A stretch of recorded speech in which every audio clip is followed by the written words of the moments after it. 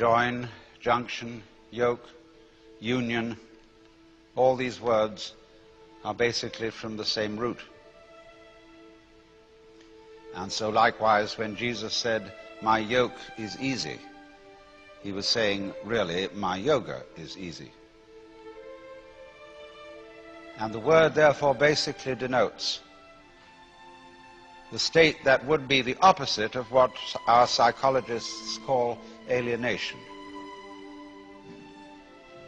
or what Buddhists call Sakaya Drishti, the view of separateness, the feeling of separateness, the feeling of being cut off from being.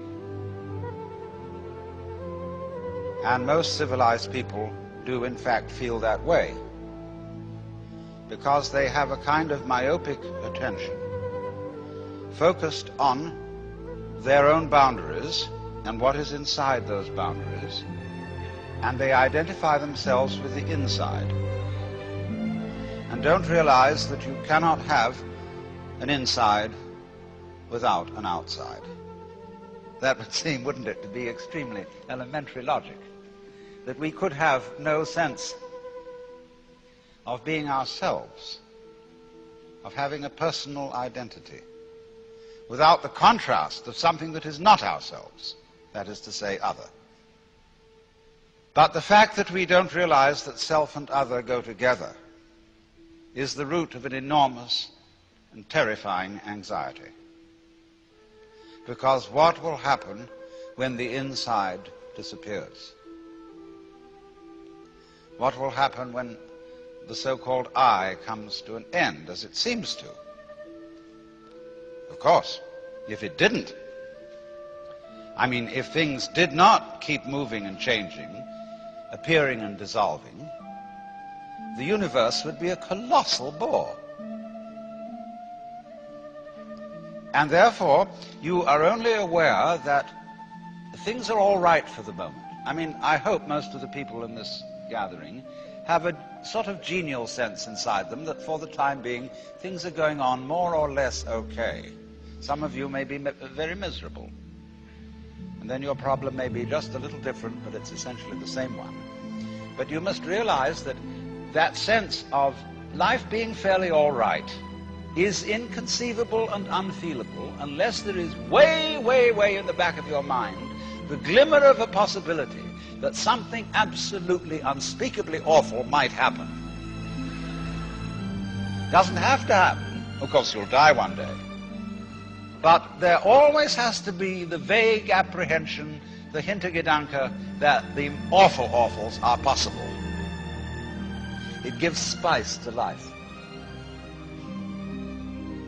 Now, these observations are in line with what I'm going to talk about tonight, the intellectual approach to yoga. There are basically certain principal forms of yoga.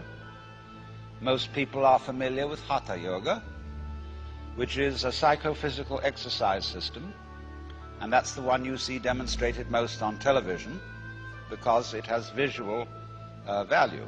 You can see all these exercises of lotus positions and people curling their legs around their necks and doing all sorts of marvelous exercises.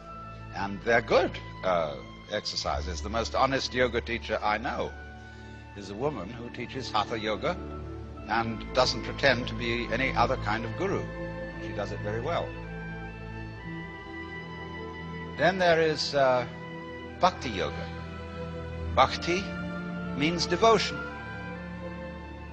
And I suppose in general you might say that Christianity is a form of Bhakti Yoga, because it is yoga practiced through extreme reverence for and love for some being felt more or less external to oneself, who is the representative of the divine. Then there is Karma Yoga. Karma means action. And incidentally, that's all it means. It does not mean the law of cause and effect. When we say that something that happens to you is your karma, all it's saying is it's your own doing. Nobody's in charge of karma except you. Karma yoga is the way of action, of using one's everyday life, one's trade, or an athletic discipline like sailing or surf riding or track running as your way of yoga, as your way of discovering who you are. Then there's Raja Yoga. That's the royal yoga. And that's sometimes also called Kundalini Yoga. And that involves very complicated psychic exercises having to do with awakening the serpent power that is supposed to lie at the base of one's spiritual spine and raising it up through certain chakras or centers until it enters into the brain. There's a very profound symbolism involved in that, but I'm not going into that. And then finally there are several others. There's mantra yoga. Mantra yoga, which is the practice through chanting of humming, either out loud or silently, certain sounds which become supports for contemplation, for what is in Sanskrit called jhana. And jhana is the state in which one is clearly awake and aware of the world as it is, as distinct from the world as it is described. In other words, in the state of jhana, you stop thinking. That is to say, you stop talking to yourself and figuring to yourself and symbolizing to yourself what is going on.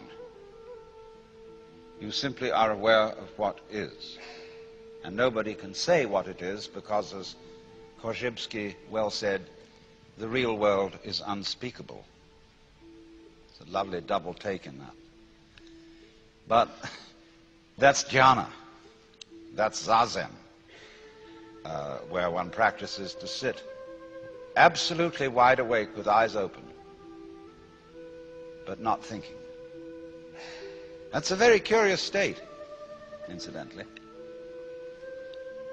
I knew a professor of mathematics at Northwestern University who one day said, "You know, it's amazing how many things there are that aren't so."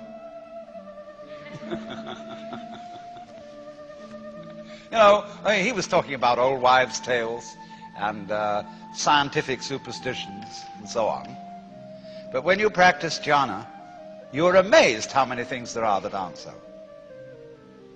Because when you stop talking to yourself and you are simply aware of what is,